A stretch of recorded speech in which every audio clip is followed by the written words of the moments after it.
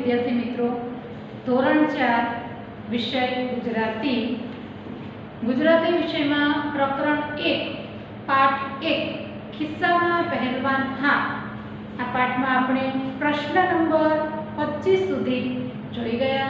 तेमज प्रश्न 26 छे तेना 5 वाक्यों पण आपणे जोई गया छे। आज आपणे छठा नंबरનું આગળનું જે વાક્ય છે તે લખીશું।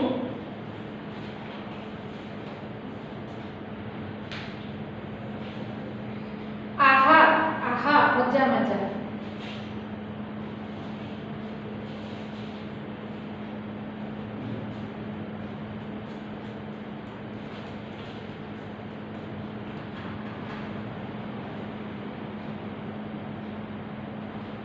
तो अक्षयजी ने दांत आव्या तेमां आपणे जे पंक्तिओ जोई तेमां आना विषे कई पंक्ति लखेली छे तो हड़ीप्पा भले भले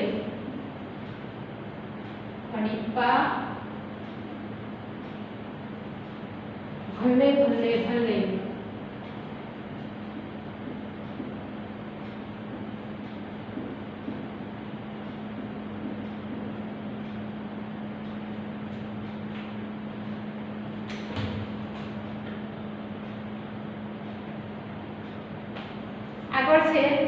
अक्षय ने तो रोटली के शाक जे गणो ते फक्त दूध ज।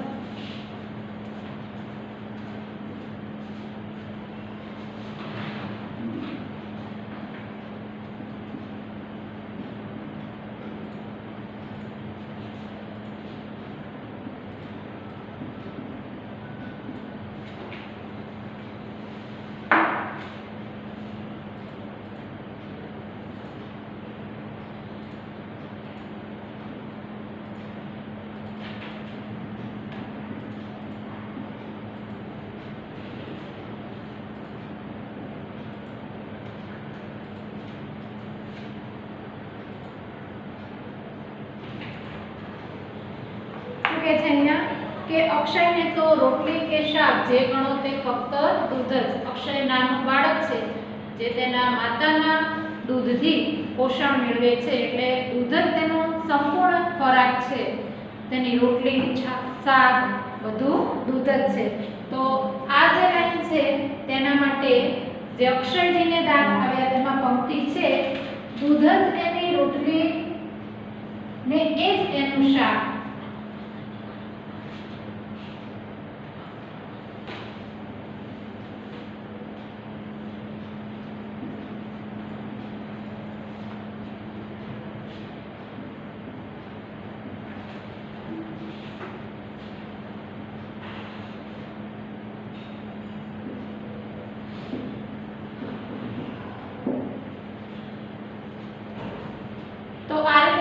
प्रश्न 26 पूर्ण करवानो छे अने अहींया लखेलुं छे शोधो अने पहेलो छेल्लो शब्द लखो એટલે તમે આ પહેલો અને આ છેલ્લો આ બે શબ્દો સાથે સાત વાક્યો જે છે તેમાં લખી શકો છો।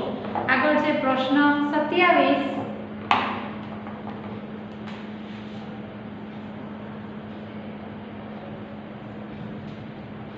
જો પ્રશ્ન 27 માં અહીં કેટલાક શબ્દો આપ્યા છે તેમને अक्षयना दांत आवता पहला के दांत आव्या पछी एम कई परिस्थितिने लागू पड़े छे ते जुदा खानामां लखो એટલે કે વર્ગીકરણ કરો।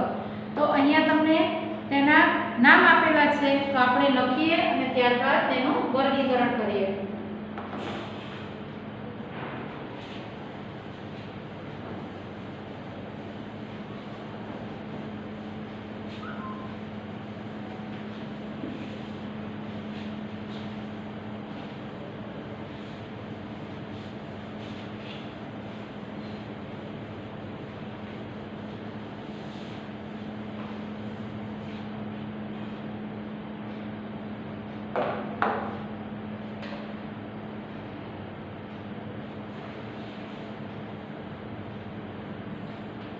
प्रश्न 27 प्रश्न 27 ની સૂચના હું અહીંયા લખતી નથી તેની વિગત લખું છું। રોટલી શાક શક્તિ, ચળ, સૂનું, જાન, હુર્રે, વચકું, ચવાણું,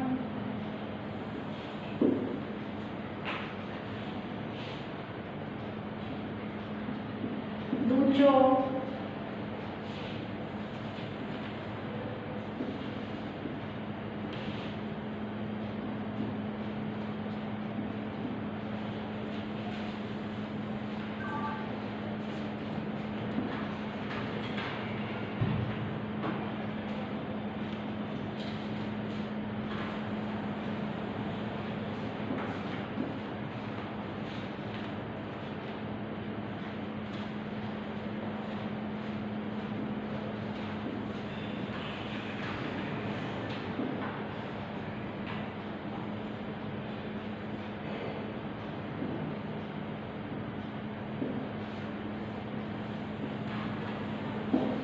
જો અહીંયા આટલી વસ્તુઓના નામ આપેલા છે.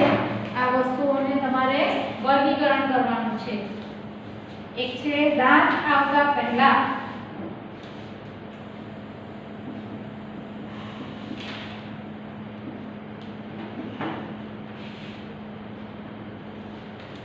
અને સામે છે દાંત આવ્યા પછી.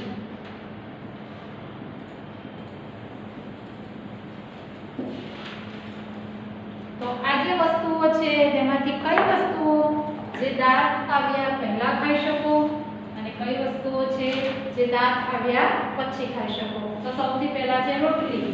તો દાંત આવે પછી જ રોટલી ખવાય ને, તો અહીંયા લખવાનું રોટલી.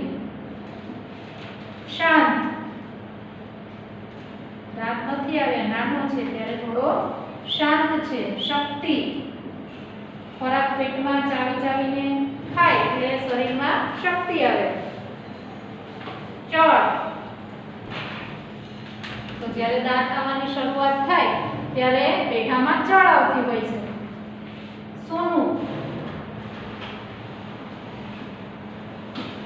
મોઢામાં જ્યારે દાંત નથી ત્યારે જીભને મોઢામાં સૂનું સૂનું એકલું એકલું લાગે છે.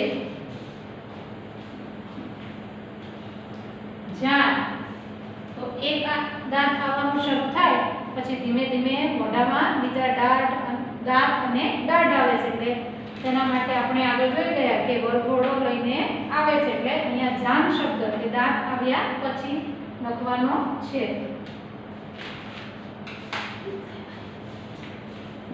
હુર્રે,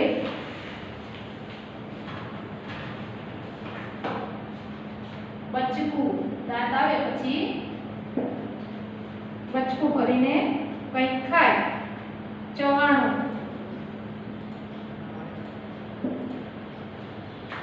ડૂચો. તો આપણે જે અક્ષરની વાત જોઈ તેમાં તમે દાંત નહોતા ત્યારે બોટલ જે મોંમાં આપે એટલે તેના માટે શબ્દ હતો ડૂચો.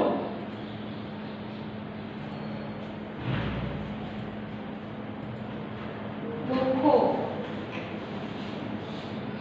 શેરડી ખાઈ શકે. અહીંયા બોટલ, ચચુકા અથવા ચીચુકા, તો કોઈ પણ એક નામ લખી શકો તમે. ચોકલેટ, જામફળ અને કેરી. તો આ રીતે તમને પ્રશ્ન જે 27 છે તેમાં આ બધી વસ્તુઓના નામ આપ્યા છે તેનું તમારે દાંત આવતા પહેલા અને દાંત આવ્યા પછી તેમાં વર્ગીકરણ કરવાનું છે. અને જે તમને બે બોક્સ બનાવીને આપેલા છે તે બે બોક્સમાં તમારે નામ લખવાના છે. તો આ પ્રશ્ન અહીંયા પૂર્ણ થાય છે. આગળનો પ્રશ્ન નંબર 28.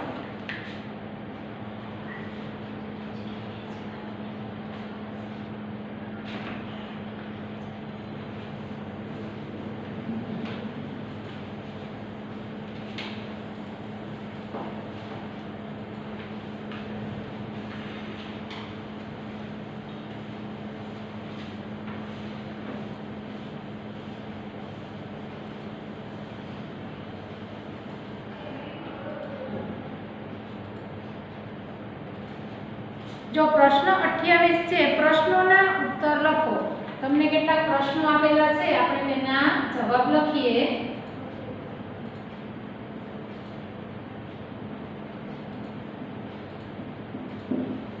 જેમાં પહેલો પ્રશ્ન છે,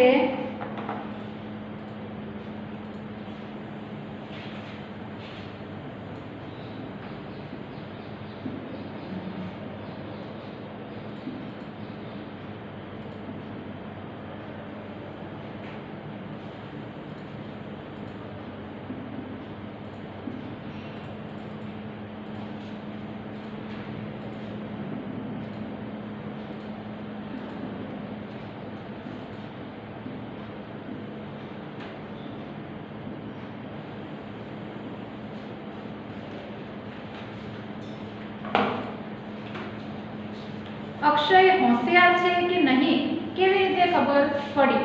તો અક્ષય એ એક નાનું બાળક છે, પણ અક્ષય તેનું માથું, સિર એટલે માથું હલાવીને, ઝુકાવીને બધાને જે કરે છે, આ જે બાબત છે તેના ઉપરથી આપણે એવું કહી શકીએ કે અક્ષય તે હોશિયાર બાળક છે.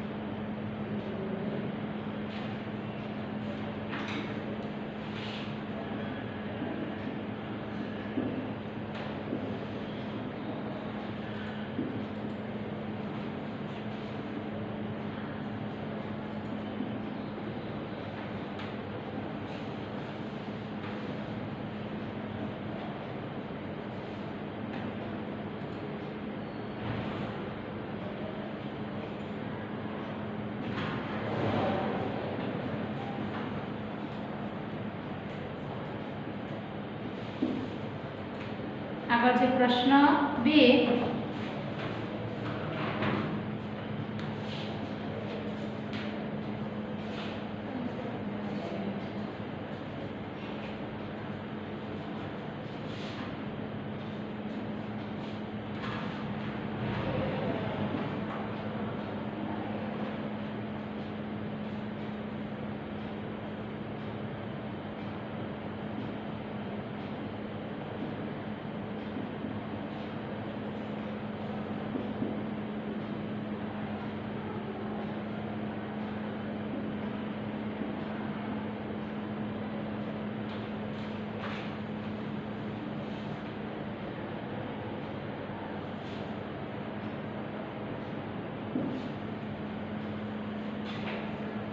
તો પ્રશ્ન 2 છે, દાંતની સાથે ઝઘડો અને પંચાત આવ્યા એમ કેમ કહ્યું હશે?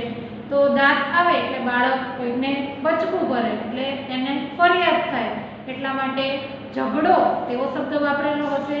અને દાંત આવે મોઢામાં પછી બોલવાની મજા આવે, પહેલા જીભ નીકળી હોય એટલે અમુક શબ્દ સમજાય નહીં, એટલે દાંત આવે એટલે ઝઘડો અને પંચાત એવો શબ્દ તેના માટે વાપરેલો છે. તો આપણે આનો જવાબ લખીએ.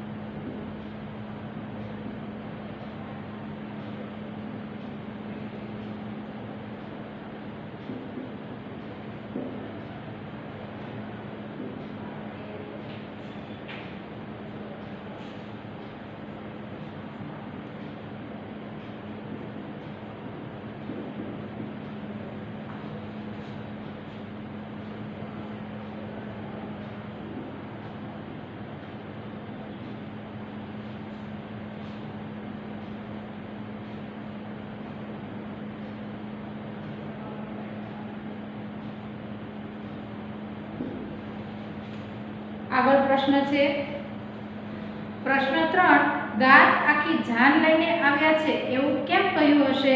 તો અક્ષયભાઈને દાંત આવવાનું શરૂ થયું તે પછી આગળના દાંત, પાછળના દાંત અને ધીમે ધીમે દાઢ પણ એક પછી એક આવે, એટલા માટે અહીંયા જે અક્ષયની વાત છે તેમાં કહ્યું છે કે દાંત આખી જાન લઈને આવે છે.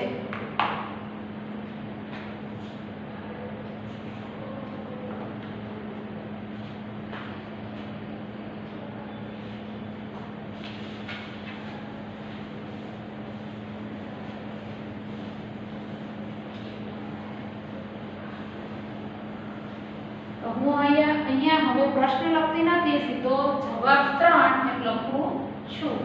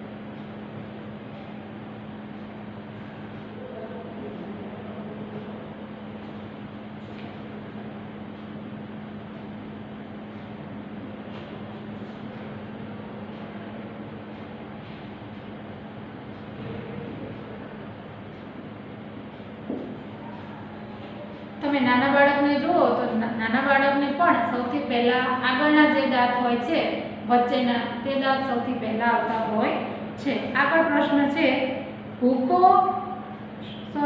શું દાંત વગરના અક્ષયને તેના મમ્મી પપ્પા ભૂખ્યો રાખતા હશે?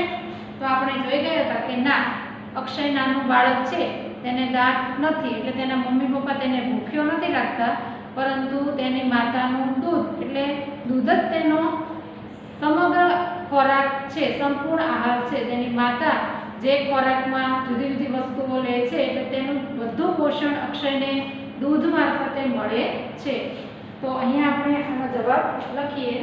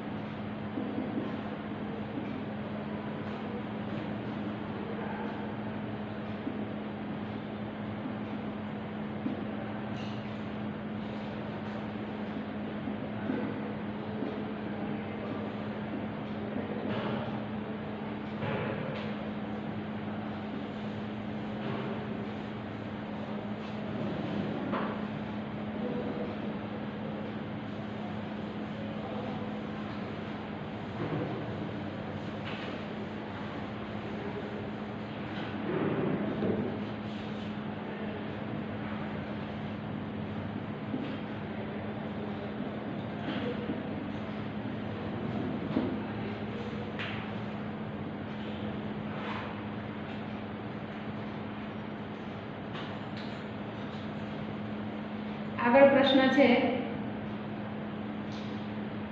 અક્ષય નાનો હોવા છતાં તેને માનથી કેમ બોલાવે છે?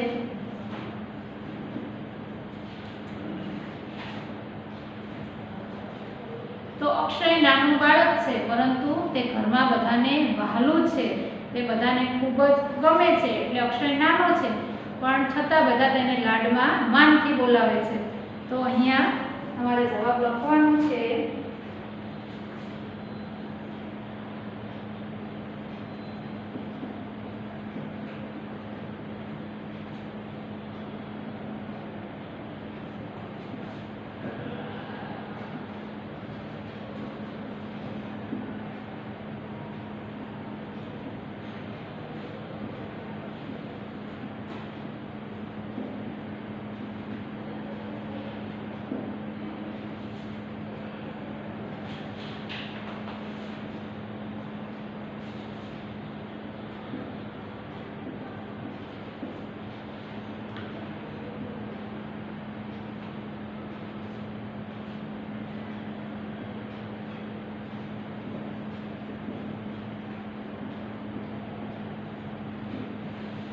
આગળ પ્રશ્ન છે, પ્રશ્ન 6, દાંત આવતા પહેલા જીભને એકલું લાગતું હશે એવું ત્યારે તે શું કરતી હશે?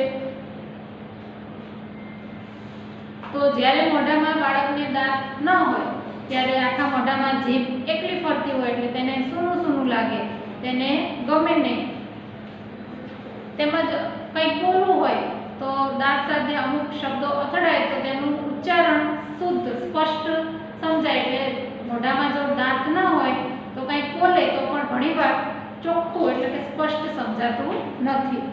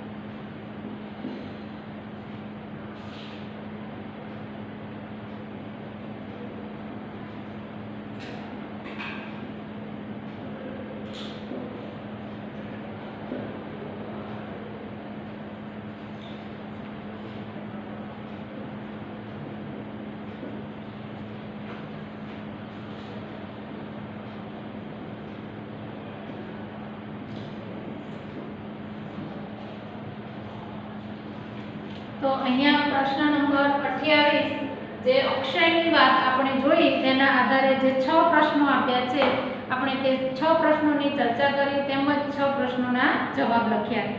તો આગળ પ્રશ્ન 29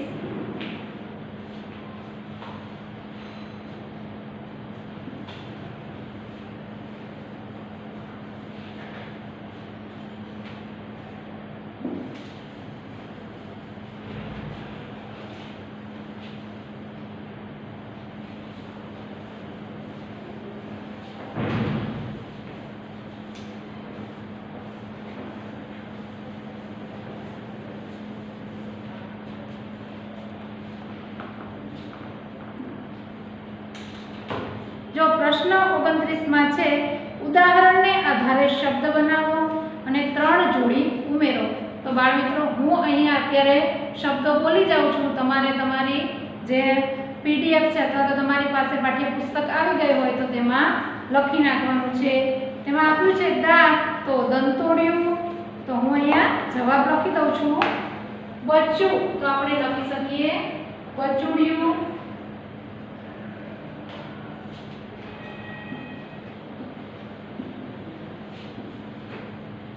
તારો તો તારોડિયું.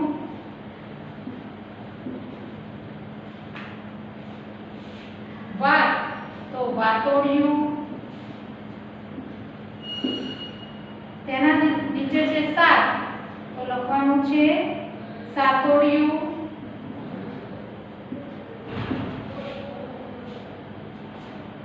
લપ તો લપલપિયું,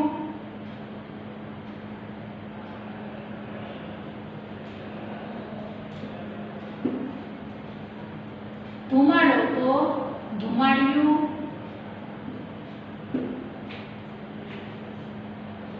દોઢ આપેલું છે તો તેનું થશે દોઢિયું, તે આપેલું જ છે તમારા પાઠ્યપુસ્તકમાં. એક તો તેના માટે છે એકડિયું. આના સિવાય તમારે ત્રણ શબ્દો તમને ગમે તેવા યુ આવતા હોય પાછળ તેવા લખવાના છે. જો અહીંયા વાત તો વાતોડિયું, સાત તો સાતોડિયું, બચ્ચું તો બચ્ચુડિયું, પછી આપેલું છે લપ તો લપલપિયું, દોઢિયું, તારોડિયું, ધુમાડિયું, એકડિયું. તો આના સિવાય તમે વાકોડિયું, દહાડિયું, ગામડિયું વગેરે શબ્દ પણ લખી શકો છો. તો બાળ મિત્રો, અહીંયા તમારો પ્રશ્ન 29 પૂર્ણ થાય છે.